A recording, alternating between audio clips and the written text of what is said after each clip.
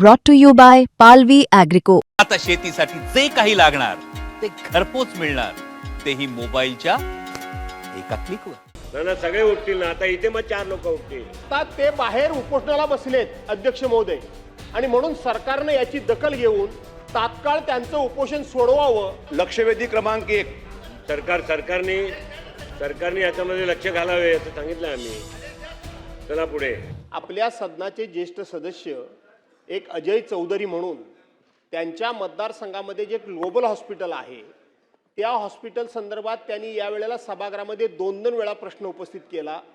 त्याचबरोबर त्यांनी संबंधित उपमुख्यमंत्री आपलं नगरविकास मंत्री म्हणून त्यांना पत्रव्यवहार केला, संबंधित अधिकाऱ्यांना पत्रव्यवहार केला.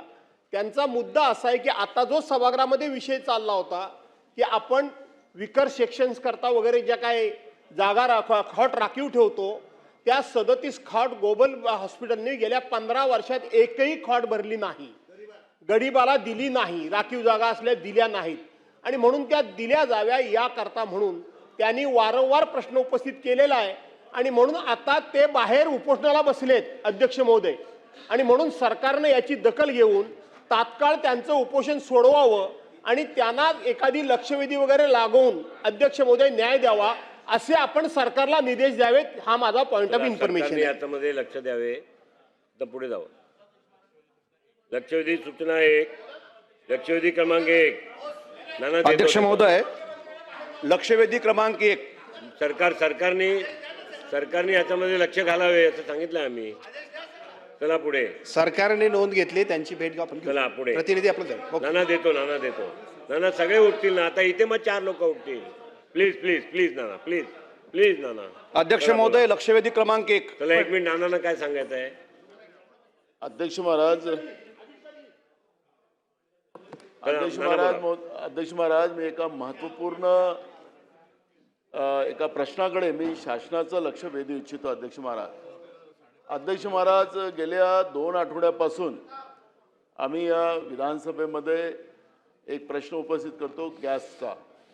अध्यक्ष महाराज, 17 दिवसापासून जे आता युद्ध जे चालू आहे इराण आणि इस्रायलचं, या युद्धामुळे गॅसचा शॉर्टेज मोठ्या प्रमाणात झालेला आहे. हे आपल्याला मान्य करावं लागेल. अध्यक्ष महाराज, सरकार मान्य करत नाही, तो भाग वेगळा आहे.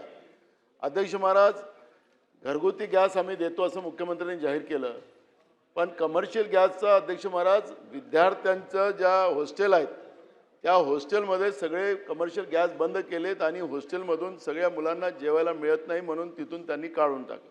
अध्यक्ष महाराज, हे परीक्षाची वेळ आहे, आणि अशा परीक्षेच्या वेळेस त्या गरीब आणि मध्यमवर्गीय मुलामुलींचं जे नुकसान वर्ष वाया जाणार आहे त्याची दखल सरकार घेणार की नाही? तुम्ही कमर्शियल सगळे बंद केलेत, घरगुती गॅस मिळावा अशी तुमची अपेक्षा असेल, उद्योग बंद झाले तो विषय वेगळा आहे, पण विद्यार्थ्यांच्या जीवनाशी खेळायचा अधिकार तुम्हाला कोणी दिलेला आहे?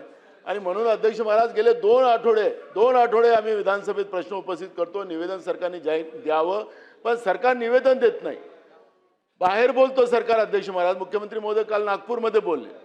माझा मुद्दा आहे की सरकारने या गोष्टीवरचं निवेदन द्यावं.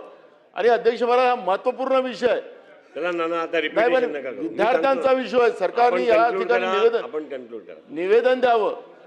मी गेल्या आठवड्यापासून बघतोय अध्यक्ष महाराज, आता हे पहिल्या लाईनचे आता आपले नवीन उपमुख्यमंत्री आता बसल्यात, नाही ते पहिली लाईन तर खालीच असते, 2 उपमुख्यमंत्री 1 मुख्यमंत्री, हे खालीच असतं अध्यक्ष महाराज. पण आम्हाला उत्तर कोण देणार अध्यक्ष महाराज? चला, सरकारने या संदर्भामध्ये अतिशय पॅनिक, खास करून मीडियाच्या मार्फत ज्या सगळ्या बातम्या चालल्या आहेत त्या मीडियाच्या बातम्याच्या कारणे खालच्या लोकांपर्यंत पॅनिक खोटा उभा होतोय आणि रिलीफही सुद्धा सुरू झालं आहे असंही आज वर्तमानपत्रात छापून आलं आहे. माननीय पंतप्रधान नरेंद्र मोदीजी यांच्या अपीलनंतर तर सरकारने या संदर्भामध्ये हा पॅनिक अधिकचा वाढू नये आणि हा प्रश्न आता हळूहळू मार्गी लागला आहे. सरकारने या संदर्भामध्ये सभागृहात निवेदन करावं.